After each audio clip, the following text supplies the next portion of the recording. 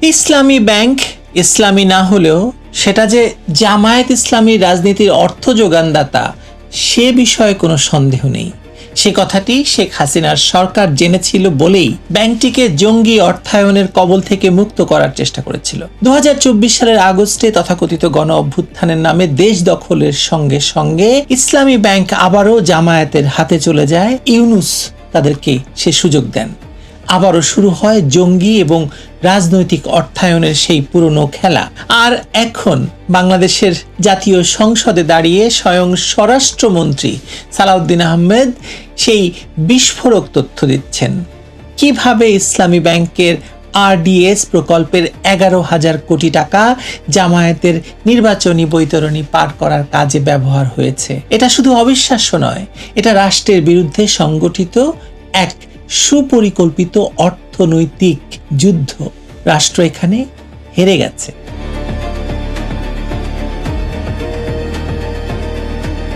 পৃথিবীর কোনো সভ্য গণতান্ত্রিক দেশে এরকম ভাবে একটি ব্যাংক কোনো রাজনৈতিক দলের নির্বাচনের ক্যাশ বাক্সে পরিণত হওয়ার নজির নেই।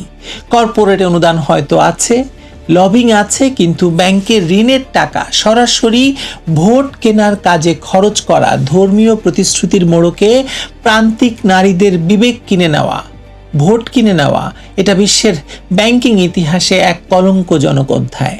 আর এই কাজটি করা হয়েছে ইসলামের নামে। এই ধর্মীয় মোড়কটাই সবচেয়ে বিপজ্জনক, সবচেয়ে নিকৃষ্ট। একটু গভীরে তাকাই আমরা। ইসলামী ব্যাংকের RDS বা রুরাল ডেভেলপমেন্ট স্কিম মূলত গ্রামীণ দরিদ্র মহিলাদের ক্ষুদ্র ঋণ প্রকল্প। ক্ষুদ্র ঋণ ডক্টর ইউনূস মেলান। এই প্রকল্পে মোট 22,000 কোটি টাকা বিতরণ হয়েছে। আগে 11,000 কোটি এবং 5ই আগস্টের পর নির্বাচনের ঠিক আগে আরও 11,000 কোটি। স্বরাষ্ট্রমন্ত্রীর ভাষ্য অনুযায়ী এই শেষের 11,000 কোটি টাকার কোনো হদিস নেই। এটা ব্যাংকের স্বাভাবিক ঋণ বিতরণ ছিল না, এটা ছিল সুপরিকল্পিত রাজনৈতিক বিনিয়োগ। ডক্টর ইউনূসের বিনিয়োগ, জামায়াত ইসলামীর বিনিয়োগ, জামায়াত ইসলামীকে ক্ষমতায় বসানোর জন্য। একটু হিসেব করলেই বোঝা যায় এই 22,000 কোটি টাকার বিনিময়ে জামায়াত 68 জন সংসদ সদস্য সংসদে পাঠিয়েছে। প্রতিজন এমপির পেছনে গড়ে খরচ হয়েছে প্রায় 323 কোটি টাকা। আর এই টাকাটা এসেছে সাধারণ আমানতকারীর জমানো অর্থ থেকে। পদ্ধতিটা কিন্তু আরও ঘৃণ্য। গ্রামীণ নারী গ্রাহকদের বলা হয়েছে দাঁড়িপাল্লা মার্কায় ভোট দিলে বেহেশত নিশ্চিত। সেই সঙ্গে হাতে তুলে দেওয়া হয়েছে নগদ 10,000 টাকা, আর প্রতিশ্রুতি দেওয়া হয়েছে আরও 10,000 টাকার কিস্তি মাফের। এটা শুধু ভোট কেনা নয়, এটা একজন নিরক্ষর দরিদ্র মুসলিম নারীর সবচেয়ে গভীর বিশ্বাস, বেহেশতের আকাঙ্ক্ষা, সেটাকে পণ্য বানানোর অপরাধ। যুদ্ধাপরাধীর দলটি 1971 সালে যেভাবে ধর্মের নামে মানুষ হত্যা করেছিল, 2025 সালে এসে সেই একই কৌশলে ধর্মের নামে গণতন্ত্র হত্যা করেছে। চোরের উপর বাটপাড়ির উদাহরণটাও এখানে প্রাসঙ্গিক। 14 গ্রাম সহ বিভিন্ন এলাকায় 10,000-এর বদলে 6 থেকে 7,000 টাকা দিয়ে বাকিটা মেরে দিয়েছে স্থানীয় শিবির ক্যাডাররা নিজেরাই। যে দলের নেতারা দরিদ্র ভোটারদের টাকা পর্যন্ত মেরে দেয়, তারা ইসলামের নামে রাজনীতি করছে।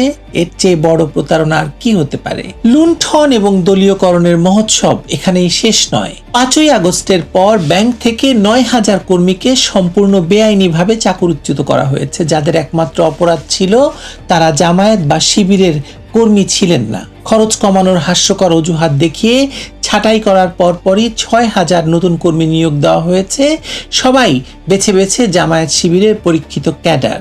এটা কোনো ব্যাংকিং সিদ্ধান্ত নয়, এটা একটি রাজনৈতিক দলের সশস্ত্র ক্যাডার বাহিনীকে রাষ্ট্রের অর্থনৈতিক কাঠামোতে ঢুকিয়ে দেওয়ার সুপরিকল্পিত অভিযান।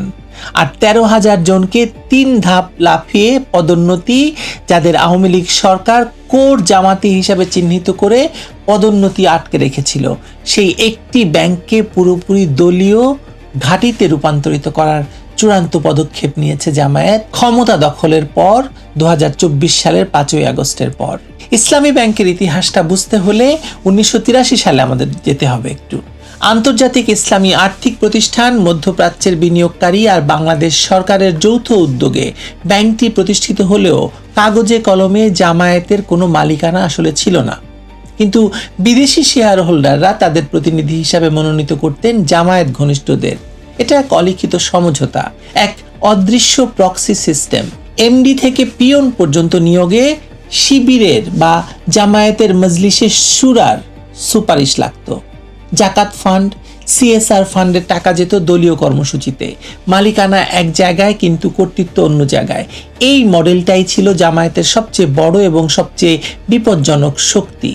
শেখ হাসিনার সরকার 2017 সালে এই শক্তিটি চিনতে পেরেছিল বলেই একদিনে বোর্ড পরিবর্তন করে জামায়াতের অর্থনৈতিক মেরুদণ্ডে সরাসরি আঘাত করেছিল। উদ্দেশ্য ছিল অত্যন্ত পরিষ্কার, জঙ্গিবাদ এবং রাষ্ট্রবিরোধী ষড়যন্ত্রের অর্থের উৎস বন্ধ করা। এই সিদ্ধান্তটি যে কতটা যৌক্তিক ছিল আজকের পরিস্থিতি বা আজকের স্বরাষ্ট্রমন্ত্রী তা আসলে প্রমাণ করে দিয়েছেন। পরবর্তীতে এস আলমের হাতে ব্যাংকের আর্থিক ক্ষতি হয়েছে। নাম সর্বস্ব প্রতিষ্ঠানে হাজার হাজার কোটি টাকা ঋণ, খেলাপি ঋণ 4% থেকে বেড়ে 18% ছাড়িয়ে যাওয়া, এটা অস্বীকার করছে না কেউ। কিন্তু সেই এস আলম কেলেঙ্কারি এবং জামায়াতের রাজনৈতিক দখলদারিত্ব, এই দুটি আলাদা সংকট। একই মুদ্রার দুই পিঠ হিসাবে দেখলে ভুল হবে। একটা অর্থনৈতিক লুটপাট আর একটা রাজনৈতিক ষড়যন্ত্র, দেশ দখলের ষড়যন্ত্র, জঙ্গিবাদকে অর্থায়ন করা। 5ই আগস্টের পর এই দুটি সংকট একসাথে বিস্ফোরিত হয়েছে। অবৈধ ইউনূস সরকারের প্রত্যক্ষ মদদে জামায়াত ব্যাংকটি পুনরায় দখল করে নিয়েছে। তারেক রহমানের সরকার, ইউনূস সরকারের যে বর্ধিত রূপ আমি বলি, মানে তারা আজ ক্ষমতায়। তারা এখন টের পাচ্ছে তারা কি এক ফ্রাঙ্কেনস্টাইন তৈরি করেছিল এই ইউনূসকে ক্ষমতা দিয়ে এবং জামায়াতের সাথে আতাত করে। বাংলাদেশ ব্যাংক নতুন চেয়ারম্যান নিয়োগ দিতে গিয়ে সঙ্গে সঙ্গে রাস্তায় নেমেছে সচেতন গ্রাহক ফোরামের ব্যানারে শিবিরের ক্যাডাররা। এই আন্দোলন কোনো স্বতঃস্ফূর্ত গ্রাহক আন্দোলন নয়, এটা একটা সাজানো নাটক, একটি রাজনৈতিক পাল্টা আঘাত। সেই নাটকের কারণে এক সপ্তাহে 5,000 কোটি টাকার আমানত তুলে নেওয়া হয়েছে। বাংলাদেশ ব্যাংকের কাছে ভিক্ষা চাইতে হচ্ছে আরও 10,000 কোটি টাকার জরুরি সহায়তার। এখন সংসদে চলছে তুমুল বাকবিতণ্ডা। স্বরাষ্ট্রমন্ত্রী সালাউদ্দিন আহমদ যখন তকবির দিয়ে ব্যাংক দখলের সমালোচনা করছেন, তখন জামায়াতের আমির শফিকুর রহমান নির্লজ্জের মতো চ্যালেঞ্জ ছুড়ে দিচ্ছেন, প্রমাণ করতে পারলে নাকি মেডেল দেবেন। এই ধৃষ্টতা লক্ষ্য করুন। যে দলের নেতারা যুদ্ধাপরাধের দায়ে ফাঁসির কাষ্ঠে গেছে, তারা আজ সংসদে বসে হাজার হাজার কোটি টাকার অর্থ কেলেঙ্কারির প্রমাণ চায়। মেডেলের প্রশ্ন তুলে আসলে তিনি স্বীকার করে নিচ্ছেন যে অভিযোগটি তার দলের দিকেই তাক করা, কারণ নির্দোষ কেউ এভাবে রক্ষণাত্মক হয় না। সবচেয়ে বড় কথা, জামায়াত ইসলামীর আমির তো দেশের ধরুন ইবিএল, সিটি ব্যাংক এদের নিয়ে কথা বলেন না, কথা বলছেন কাকে নিয়ে? ইসলামী ব্যাংক নিয়ে। মালিকানা না থাকলে কেউ কি আর এ কাজ করে বলেন, স্বার্থ না থাকলে? ওদিকে অর্থমন্ত্রী আমির খুসরো মাহমুদ চৌধুরী বলেছেন, চেয়ারম্যান নিয়োগে গ্রাহক টাকা তুলে নেয় এমন নজির বিশ্বে নেই। কথাটি সত্য, কিন্তু যা তিনি বলছেন না তা হলো এই আতঙ্ক স্বতঃস্ফূর্ত নয়, এটা তৈরি করা হয়েছে। 2022 সাল থেকে বিদেশ থেকে মানে রাষ্ট্রবিরোধী অ্যাক্টিভিস্টরা ব্যাংক ডুবে যাচ্ছে বলে গুজব ছড়িয়েছে, হুন্ডিতে টাকা পাঠানোয় উৎসাহিত করেছে, ব্যাংকের মাধ্যমে টাকা পাঠায়নি বাংলাদেশে। এটা ছিল একটি সুপরিকল্পিত অর্থনৈতিক সন্ত্রাস। রাষ্ট্রের ব্যাংকিং ব্যবস্থা ধ্বংস করে ক্ষমতা দখলের পথ তৈরির যে ষড়যন্ত্র, সেটা সফল হয়েছে বাংলাদেশে। আর এখন সেই ষড়যন্ত্রকারীরাই ক্ষমতার অংশীদার, সংসদে বসে মেডেলের কথা বলছে। বিএনপি এবং জামায়াতের এই ক্ষমতার সমীকরণটা বোঝাটা আমাদের জরুরি এখন। বিএনপি একদিকে জামায়াতের সঙ্গে ক্ষমতার ভাগাভাগি করছে, অন্যদিকে তাদের অর্থনৈতিক ডানা ছাটার চেষ্টা করছে। এই যে দ্বিমুখী নীতি মূলত ব্যর্থতারই নামান্তর। শুধু বোর্ড আর ব্যবস্থাপনা পরিচালক পরিবর্তন করে জামায়াতকে ইসলামী ব্যাংক থেকে বিমুক্ত করা বা বিযুক্ত করা সম্ভব হবে না, কারণ ব্যাংকের হাজার হাজার কর্মী এখন জামায়াত শিবিরের ক্যাডার। প্রতিটি শাখায় তাদের অনুগতরা বসে আছে। দলীয় আর্থিক লেনদেনের নেটওয়ার্ক পুরো ব্যাংক জুড়ে বিস্তৃত। এই শিকড় এত গভীরে যে শুধুমাত্র চেয়ারম্যান বদলে কিচ্ছু হওয়ার নয়। এই টানাপোড়েনের মাসুল গুনছে দেশের সাধারণ মানুষ, সাধারণ গ্রাহকরা।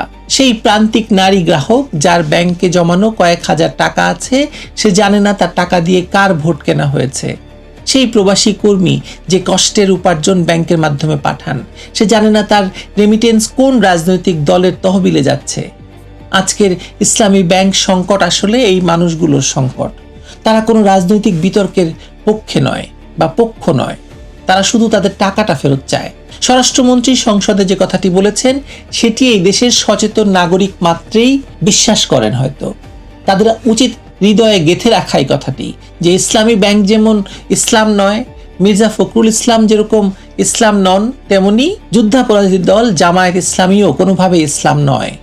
ধর্মের নামে ব্যাংক দখল, ভোট কেনা, দেশের অর্থনীতিকে জিম্মি করা, এই নোংরা খেলার নাম ইসলাম নয়, এর নাম রাজনৈতিক দুর্বৃত্তপনা, জঙ্গিবাদ। আর এই দুর্বৃত্তপনার বিরুদ্ধে, জঙ্গিবাদের বিরুদ্ধে দাঁড়ানোর সাহস যদি দেশের মানুষ না দেখায়, যেটি শেখ হাসিনা দেখিয়েছিলেন, তাহলে ইসলামী ব্যাংক শুধু জামায়াতের ব্যাংক হয়ে থাকবে না, একদিন এই দেশের পুরো এই অর্থনীতিটা হবে যুদ্ধাপরাধীদের দখলকৃত ভূমি। আপনি কি সেটা চান? নিশ্চয়ই সেটা চান। আর যদি চান তাহলে সেই বাংলাদেশই আপনি পাবেন। ভালো থাকবেন সবাই।